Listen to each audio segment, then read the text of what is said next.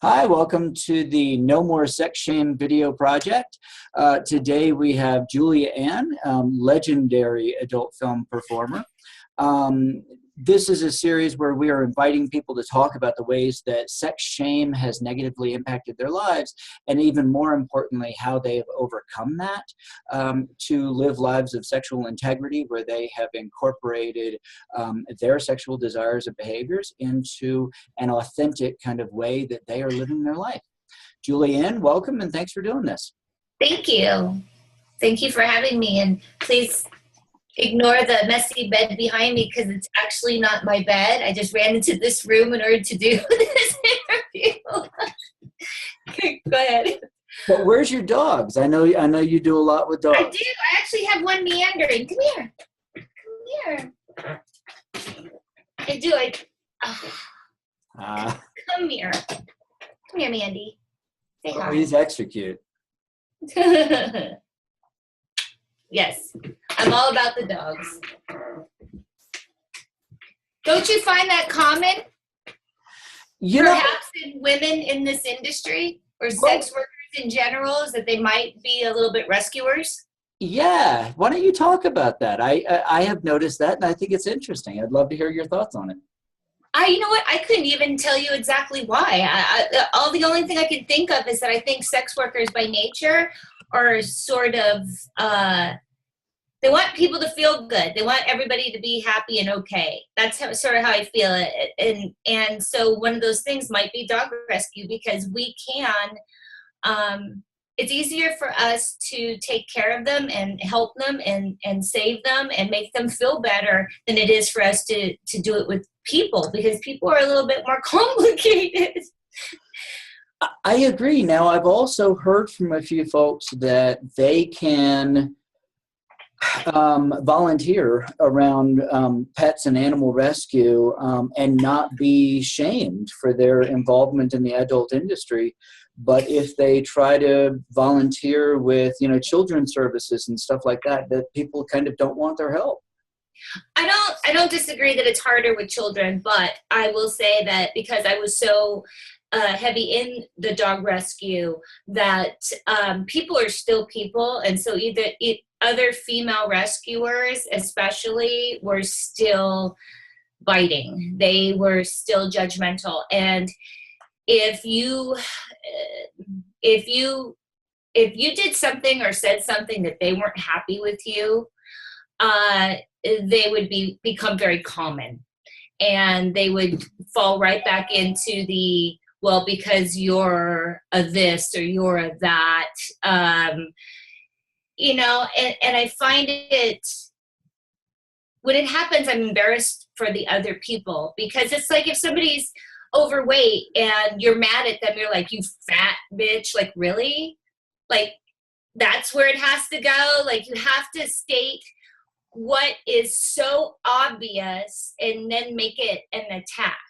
So for me, it was like, this is what I did for a living. So then they would go into, oh, didn't you know she had her body parts molded so that way guys could have sex with her anytime they want? And they would go off on these tangents, which actually happened. And I obviously, my feelings get hurt, but not because they're directing something at me, but because I get hurt with the fact that their behavior, if it had been broken down to them, they would realize how horrible their behavior was. But I don't have the energy and the time to break it down to them or to make it an example, put it in some sort of an example that maybe then they would understand. And then I have to change their whole mindset on sex and women in sex, and then adult films and sex and women. And so it becomes so convoluted that my response was, I'm going to, as soon as my mold comes out, I'm going to wrap a present, one for each one of you, so that way the next time you want to be up in my snatch, you can anytime you like. Oh, that's beautiful. Did anyone take it out? If you want to be in my vagina, you care so much that right now you're in my vagina, you're discussing stuff like you're my vagina, then let me give you my vagina. And then you can use it anytime you want. You can yell at it. You can use it as a pencil holder. You can put a drink in it, maybe keep a beer cold. I don't know. I don't care. You can make your keyboard ergonomically correct by resting your wrists on it. You do you.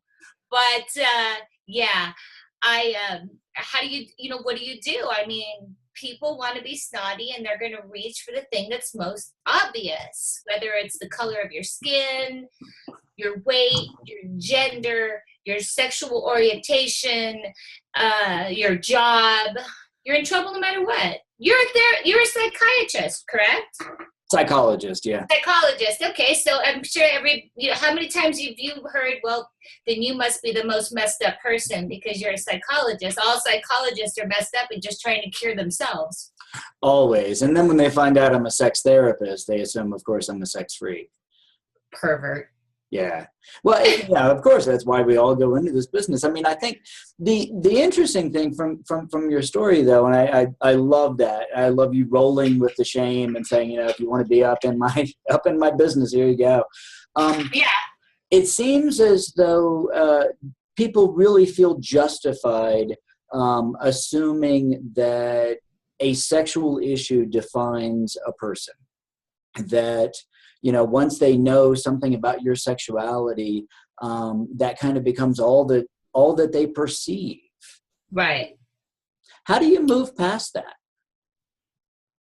I don't know. I care very little. I think what I care most about is the fact that it steps outside myself and affects the world as a whole. I think what bothers me the most about that way of thinking is the fact that the person hasn't even given any real thought or asked the questions why. Why do I feel this way? Where does it come from? And am I perpetuating something that if it were brought up to me, I'd be like, oh, no, I did not do that. No, you are doing that. It's all that other stuff I find offensive. The inability to ask the questions, the inability to stop and question, why am I attacking this person this way? And what about this offends me? Because if you were to say, well, you're a slut and what you're doing hurts other women, how does it hurt other women? Let me ask you that question. How does it hurt? Well, because you're depicting women as victims. No, I'm not. I'm actually having sex on screen. You see sex in general as something that makes women victims. So, that's just clearly not the case. To me, it just seems like women see women having sex with men, and the second the man's on top, look at him victimizing her. Well, then you think all sex is victimizing women? Is that just what it is? That means you must think that way subconsciously in your home life. Absolutely. I mean, I think you really, hit something important that, people's personal attitudes towards sex drive then the sex shaming that they do of other people. And that when somebody is shaming somebody else for sex, it really is revealing their issues and how they feel about it. Absolutely. How they see sex for women. Yeah. It's upsetting. It's even this way when you think about, from what I understand, like the gay community is at the bottom is the one that's like the victim of it all, and the top is the big daddy. And like, I don't understand why. I mean, if you want to play roles, but how does that define all of sex? All of sex in every gender, no matter how it's playing out. I just don't understand that. And when people get uppity and they start throwing zingers at me, what offends me is the fact that they want to insult me. Not that they're actually insulting me, because technically they're not. Like when they say something, it's funny because the first thing that, and I don't know, it's been this way for a long time, so it's not like this is just an age thing. For a very long time, when somebody throws a zinger at me, I literally look at that zinger and go, oh, oh man, I just don't have the energy to teach you better. Like, and I know that might sound snarky, but it's really how I feel. It's like when you see that little kid sitting there and they're like, 2 + 2 is 8. And you're just like, I don't have the energy to pull out some apples right now and work this out. Like, I just don't. Like, somebody else is going to have to work with you on that. No, you are not my child. Cannot be saving everybody. But the common behavior, the inability to question where something comes from and why you feel that way, and then just that self-importance that you've placed that says, I can say this to you and it has merit because it came out of my mouth. And you're like, foolish. It's just foolish. And you save the animals where you don't have to convince them that, you know, you are a good person or any of those other things. All you have to do is love them and put food in front of them and provide a safe environment for them. Well, one of the things I have noticed about myself is that I don't like obvious gratitude. I don't like somebody to be like, you did this awesome thing. You're awesome. I'm like this.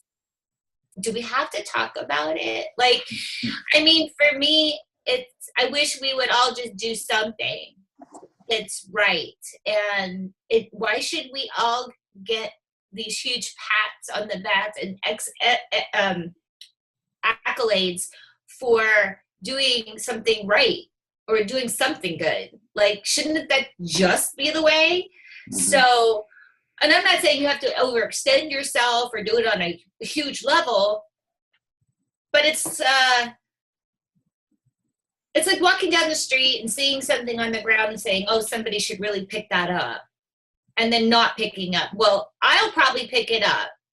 And then somebody's like, wow, you're so awesome that you do things like that. I'm like, shouldn't we all do something like that?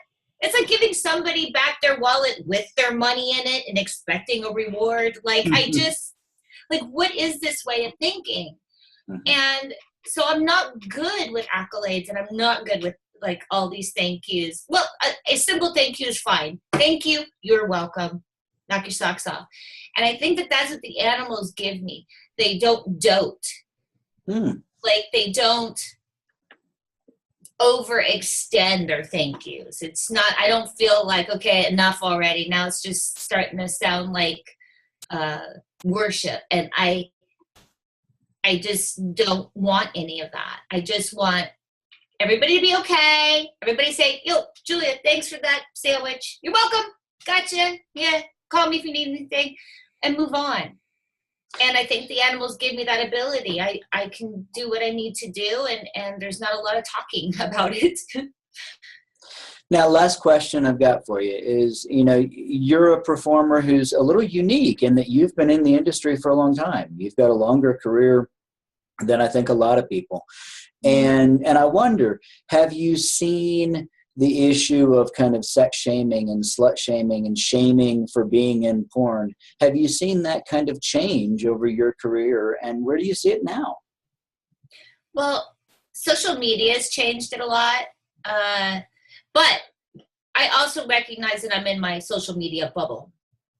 Because if I were to turn to somebody else and say, God, Twitter is just nonstop sex all the time, somebody else would be like, it is? Because they don't follow those people, so they don't necessarily see all that, you know? But I've noticed that more and more the slut shaming, you know, Black people can say the N-word, but white people can't say the N-word. And then it turns into, well, Black people can say it because it's them, and so they can own it. What I've noticed a lot on social media is that the women are calling each other things as pet names that otherwise would be considered slut shaming. So it's interesting that they're using the same words, like, what's up, slut? Hey, what's up, biatch? What's up, hooker? You know what I mean? Like, it's become this thing. And in a way, I guess I kind of think it takes a little of the fire out of those words. Mm-hmm. Just a little bit. I mean, I don't like the N word. I don't really think anybody's making it their own and making it all okay. But I do think maybe it takes a little of the wind out of the sails of those words and makes maybe those girls a little bit more immune to the power that those words otherwise would have. Me, myself, I laugh because when people say slut to me, I always say whore. Let's not offend my capitalistic nature. So, you know, I'm a jokester about stuff, but I do notice that social media, I think, has changed a lot of that. It's become pet names more so than it ever was. The other thing is the women in our industry, because of the fan bases that they have, if people attack them and say things that are disparaging, I've also noticed that the girls just have to say, please, you know, don't talk to me that way. And that person usually gets railed by about, you know, a couple hundred people. You know, and those couple hundred people start educating them on don't speak to people that way. I think that that's sort of interesting as well. The fact that it's given us the ability to almost have a backup team to say that that's not the way you speak to people.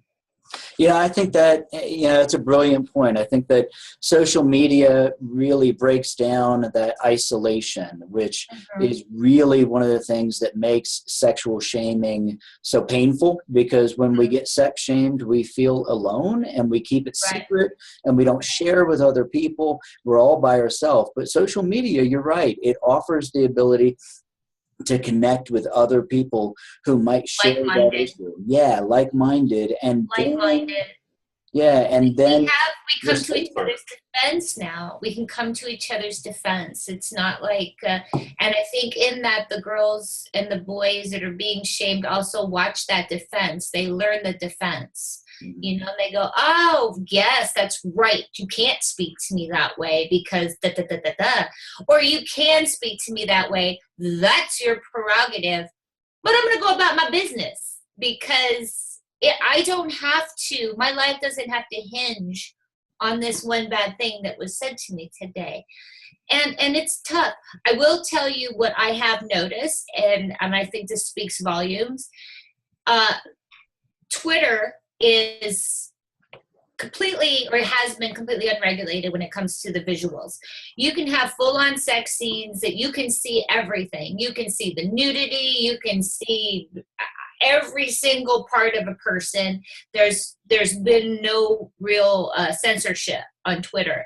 And I can put a picture of myself up doing something that the average person would think was not humanly possible sexually. And people would be like, you're beautiful. I love your butt. Oh my God, I love this. Oh, you're not shaved. I like that better. Like, I mean, I can get all these almost odd and normal things that are sort of said to me throughout the thread. If I put a picture of myself on Instagram, fully clothed, drinking a soda, sitting on the beach, I could be dressed in a complete muumuu, and people will be offensive. They will say offensive things.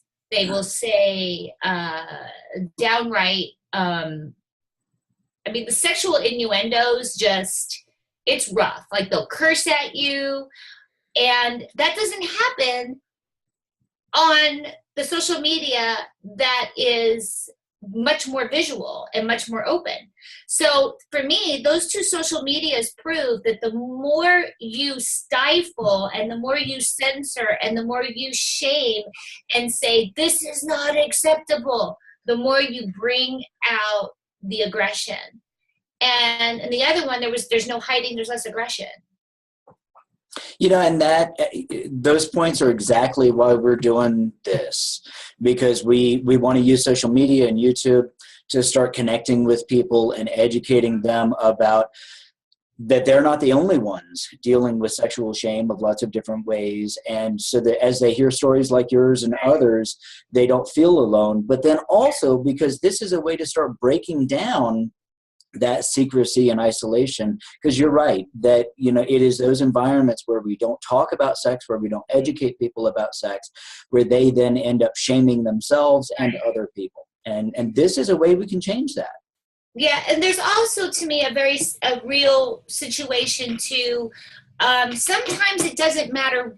It doesn't matter why. Sometimes things don't matter why. I have a member of one of my websites, and this person said, I was molested as a youth, and I find now, or always, that I've always had an attraction to the same sex as well as the other sex. And so, but I don't know. I mean, is it because I was molested, or is it because, or is this really who I am? And I finally just looked at them and I said, who cares? And they were like, what? I'm like, why? Who cares? I mean, if it feels unhealthy and it hurts, then care. But if it brings you joy and happiness, who cares how you got there? I had a therapist, and my therapist said, I want you to go to a codependency meeting. Well, I'm so codependent, I needed a friend to go with me. She said, I don't care, whatever gets you there. So that's sort of how I feel about this, is that why are you shaming yourself? And if it hurts, if it doesn't feel good, if it feels traumatic, if it feels wrong, then yes, ask all those questions. But if you feel at peace, if you have enjoyment, if you feel that affection and love, and it feels good, and it doesn't traumatize you, who cares why it's attractive to you? I could eat chocolate because I had a traumatic experience as a child, but you want to know what? I like it, and it's not hurting me. So who cares why I came to like it? It's okay. And who cares what other people think about it? Really easy to say. I cannot care because I came out of the womb scrapping. I told my mother I was going to do adult films. It was not a question. I told my family this was happening, the side of my family who wanted nothing to do with me. I said, see ya. The other side, I was like, hey, anybody want to go to the AVN Awards this year? I can get tickets. I mean, like, this was me, for better or for worse. But I am privileged to feel that strength. Not everybody has that privilege. Not everybody has that part of themselves. Not everybody comes from a place where they feel that they can just assert their position in life. So for those people who are watching this and they've got that shame that they've been dealing with, and they maybe don't feel like a scrapper like you, what last piece of advice would you maybe give to people about how to overcome that shame that they might feel? You know, every circumstance is so different. It makes it so hard to say, because, you know, there's a part of me that wants to say, just look those people in the face and say, this is who I am, this is where I'm at, and you can love me or you can leave me. Because I granted, I can't find another family of blood, but I can find a family of choice. Now, of course, I would like to say, I wish everybody could have that power. But the realities are, some people live at home still, and some people are in an environment with those family members that there's no way that they can do that without causing themselves some serious problems and possibly becoming homeless. So it's very hard for me to want to give too much advice, other than just, not a religious person. I think religion is the downfall of human beings. I think we're horrible in that light. But I've said the Serenity Prayer so many times in order to find power that I find that it has worked. And it's not that you're relinquishing it necessarily to a particular God, but you're relinquishing that power to some sort of energy out there, and it gets it off of you a little bit. And the meaning behind the words, even if the words aren't 100% correct, are very powerful. And so when I wanted my situation to change and I didn't feel there was a way for it to change, the only thing that could change was my perception of it. And I did that by finding, which in my case was the Serenity Prayer, and for somebody else it could be something different. But your words can very much dictate your emotions. If you say them enough times that they ring into the universe and into your mind, you can actually help set the stage for you to become more powerful inside. And that's what it takes to make those first steps to becoming okay with yourself and letting go, letting people be not okay if that's what they're going to be, and moving on with their lives. In another one of these videos, Reed Mahalko shared something similar. He said, it's about finding the language to be able to understand and then manage and deal with that shame. So, Julianne, I will listen to what you've said, and I'm just going to give you a simple thank you for doing this. You're welcome. Thank you. I appreciate it, and we'll be sharing this here shortly. Okay.